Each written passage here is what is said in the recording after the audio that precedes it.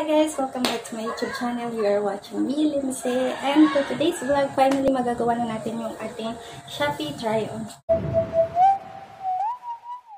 So kung makikita nyo, sa preceding video, nandoon yung Shopee haul ko. So doon ko pinakita kung ano ba yung mga binili ko sa Shopee. Ngayon naman is isusukat na natin yung mga damit na binili natin.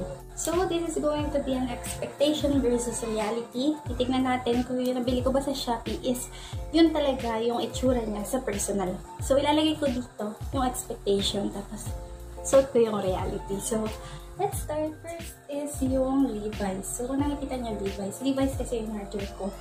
Tapos, ang dumating is itong Victoria's Secret. Nga, nabanggit ko na siya sa inyo. So, kung makikita nyo, ang layo niya dito sa may Victoria's Secret, okay lang kahit hindi Levi's. Basta sana yung pagkaka-t-shirt niya. Hindi siya t-shirt eh. Kasi dito sa may picture, t-shirt siya na parang malaking t-shirt na pwede mo pa nga siyang itapin yung natali. Ito, hindi. Sobrang fit siya sa akin. And, hindi siya t-shirt. So, yun. Ang layo niya sa reality, para sa akin, hindi ko siya binabase sa print, pero binabase ko siya dun sa fit sa akin. Kasi dito sa babae, medyo maluwag, pero sa akin fit. Hindi naman sa ano, pero hindi kasi siya pa t-shirt. So, ang i-rate ko dito is 7. Kasi ang layo niya sa nasa picture. Tapos, bibigyan ko na sana, kaso malayo pa rin yung tela and style. So, okay, so next is ito. Color black yun sa akin, tapos yung sa kanya yellow. Naka-tube ako para hindi masyadong revealing. Ayan, kita nyo naman, naka-tube. So, medyo mababa siya. Pero okay naman kasi sa babae, medyo kita rin yung cleavage niya. Tapos, okay naman. Kuha rin yung parang puff sleeves dito. Sabi kasi puff sleeves. So, ito nga, puff sleeves. Saka, maganda yung fit niya sa akin. So, bibigyan ko siya ng 10. Kasi nakuha niya naman yun sa picture. Tapos, kamukha naman. Kamukha. Yan. Tignan natin yung pose niya. So, yun. 10 siya para sa akin. Next. Okay, so ito naman yung next. Nakuha niya naman yung dito. Yung style dito. Tapos, yun lang yung nakuha. Kasi parang sa akin, siguro dahil nga hindi naman ako masyadong payat. Ayan, ayusin natin. Baka sa pag-ano ko lang. Ayan, so kamukha niya na yung nasa picture. Kamukha niya naman. Tapos crop top siya. So, ayun yung crop top. Ayan. Okay naman. Expectation met naman. So, it's a 10 for me again. Kamukha naman siya nasa picture kung titignan niyo. Next outfit tayo. Ito siya. Ayan. Nakita niyo dyan yung picture. Nakuha niya naman. Ito. Kaso parang medyo meron siya dito eh. Yung parang dito medyo hindi na ko. Pero okay lang. Okay siya. Tapos, pa-puff sleeves naman siya ganyan. Kaso medyo kailangan siyang ibaba ang gano'n. Maganda naman din. Nakuha niya yung color. Tapos, kuha naman yung tela. Ayan natin yung piece. Ayun. So, 10 din siya for me. Kasi nakuha niya naman yung expectation. Okay, so next naman tayo. Kung nakikita niyo sa picture, sobrang layo. I mean, parang yung dito pa lang eh.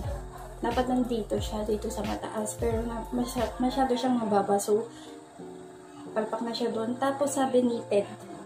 Knitted fabric. Pero madulas siya. So, hindi niya nakuha yung expectation ko. Ang layo niya sa expectation. Siguro mukha lang sa picture. Pero yung tela niya talaga madulas. So, hindi. Tapos yung sa layo niya na-expect ko dito lang. So, yun. Bibigyan ko siya ng 7.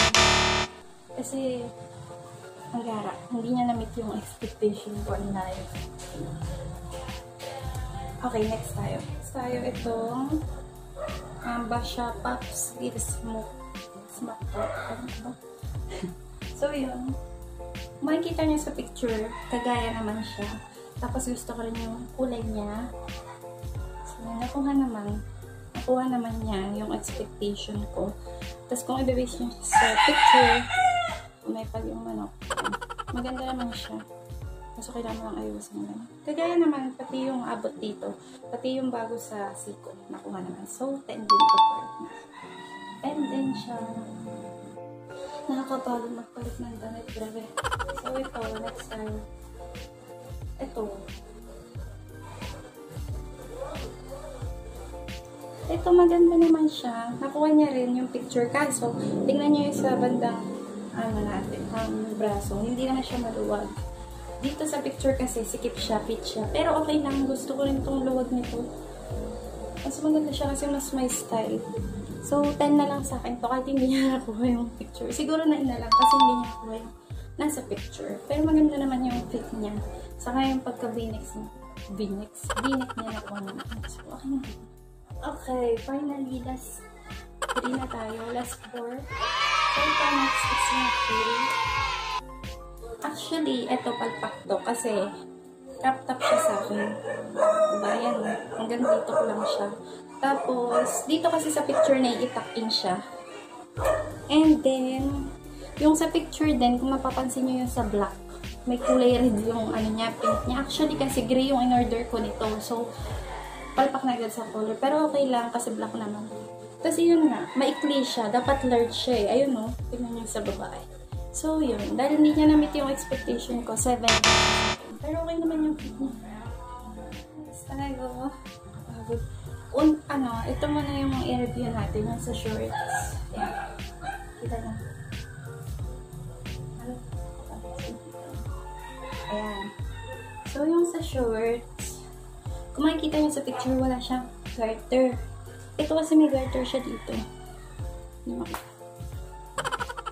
Ayan. May garter siya. Basta may garter siya. Dito sa picture, wala siyang garter. Tapos, yung ganito niya, okay naman, nadala naman. Saka yung pagkapit niya, okay naman. Gusto ko naman siya. Kaso may garter siya. So, hindi na... Pagkapit ako mag-dress.